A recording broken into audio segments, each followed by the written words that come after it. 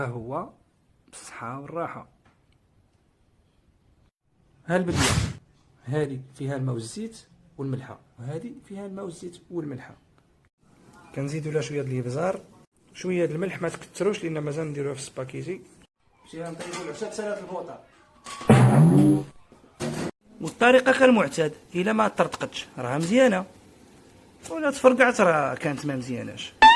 من بعد ما ركبنا البوطه ها هو لاصوص. ها الماء خاصو يغلي مزيان، نضيفو له الاخشاب.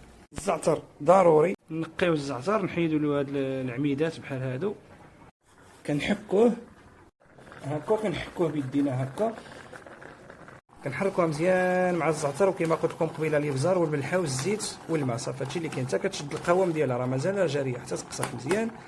وهذه عاوتاني كذلك هي كطيب. لي باط هي طايبه مزيانه كاع. لاصوص ها هو بدا كيشد القوام ديالو، بدا كيقصح. ضروري الخوت هاد الجناب هادو يتكرطوا، هما اللي كيعطيو اللذه. نصفيوها هنا في كسكاس كيف قلت لكم. ها هي تقالت هنايا، هي تبارك الله جا التفصيل عامر. ونجيبو هذا لاصوص، ها هي شديت راسها نخليوها عليها زوينة. ايوا. من بعد هذا نحركو هذا